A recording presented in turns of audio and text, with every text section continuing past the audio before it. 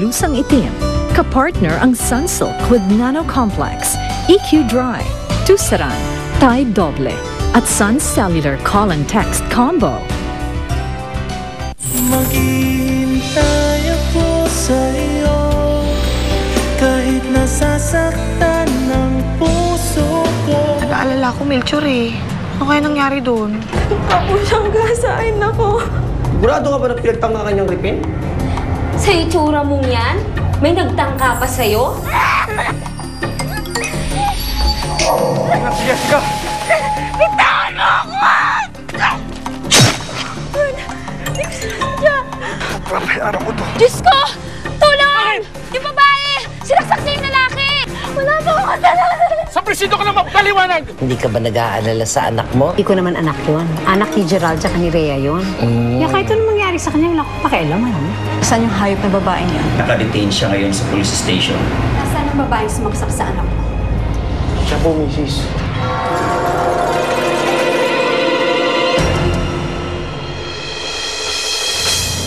Jessa, ikaw ang sumaksak sa anak ko. Opo, pero hindi ko po sinasadya yung nangyari.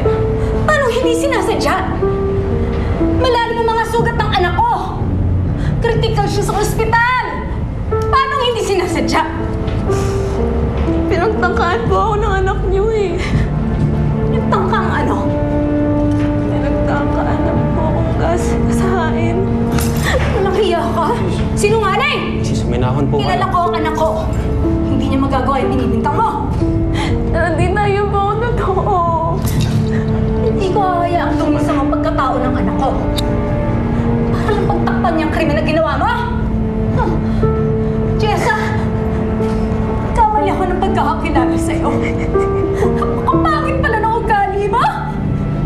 Munti ka na makapatay. Baliktarin mo ba yung anak ko? How dare you! Sisiguraduhin ko, magpupulong ka sa bilang buwan!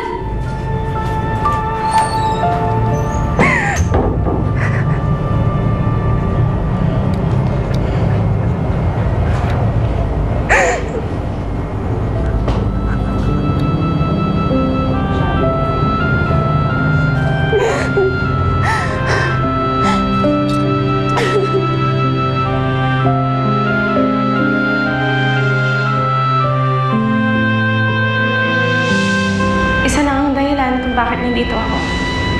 Mahal kita.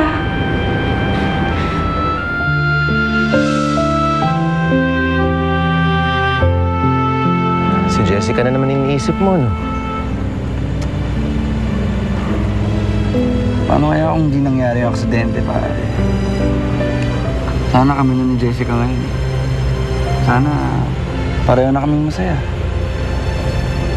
Bakit kaya lagi na lang may humahadlang sa aming dalawa? Well, I hate to say this, pero baka naman hindi talaga kayo ni Jessica para sa isa't isa. Tsaka alam mo, imbis na magmukmuk ka dyan, ibaling mo lang lahat na atensyon mo kay Cleo. Yun din naman ang ginagawa ko ngayon. Tsaka wala namang kasalanan si Cleo sa mga nangyari. Yeah, and when you think about it, siya ang pinakakawawa sa inyong lahat.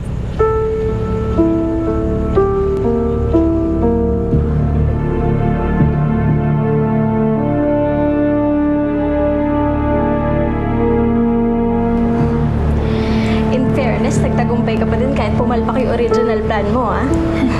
Siyempre, ako pa. Lagi kaya ako may plan B. At bonggang-bongga yung plan B mo. Imagine, awang-awa sa'yo si Angelo. At guilty-guilty siya dyan sa nangyari sa'yo, ah. Ay nako, wala siyang kamalay-malay na acting ang lahat ng ito.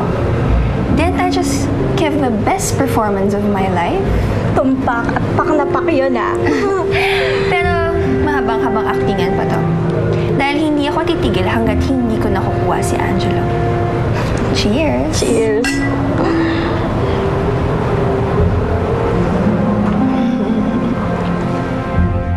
May bagong kakosa! May bagong kakosa! Halika, tingnan mo!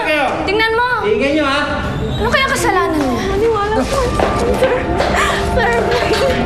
Huwag niyo mo akong tulong! Huwag mo! Sir! Ano ako mo na? Huwag mo!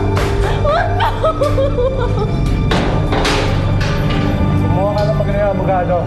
Tapos tawagan kung sino gusto mo tawagan para makapagpiyansa ka. Wala po akong kasalanan. Bumalik po kayo dito. Labas niyo ako dito.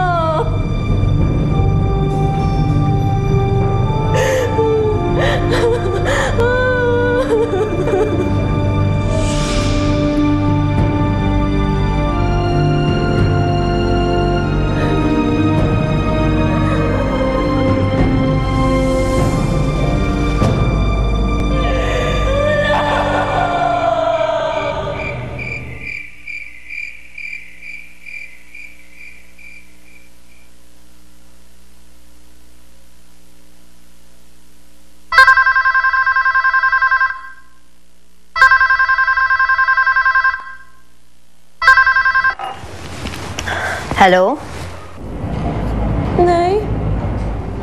Jessa, ikaw ba yan? Ako nga po. Anak ng pating naman, Jessa. Ano ba dis oras ng gabi nang bubulahaw ka? Ay, nasa ka ba? Nay, nasa presinto po ako. Ha? Anong ginagawa mo dyan sa presinto? Huwag mo sabihin na bagansya ka. Nay, inasuhan po ako ng attempted murder. Pero wala pong katotohanan yun. Ako po yung biktima. Pinagtanggol ko ng sarili ko. Jessa, ano na naman bang kalokohan yung pinasok mo? Nay, hindi po paloloko to. Pinagtanggaan po ang gasain ni Edward. Ano? Pinagtangka kang gahasain? Nino? Abay, sus, Diyos mio naman, Jessa. Eh, kung multo nga, itatanggihan ka eh. Abay, ang tapang naman ang apog ng lalaking ginustong gahasain ka, no? O, ilusyon mo lang yan? Nay, maniwala ko kayo sa akin. Kailangan ko ng tulong niyo. Ay, naku, Jessa, please. Naku, please, tigilan mo ako. Hindi ako naniniwala dyan sa kwento mo at sira rin yung lalaking maniniwala dyan sa sinasabi mo. Itimang ka talaga. Anak. Hoy!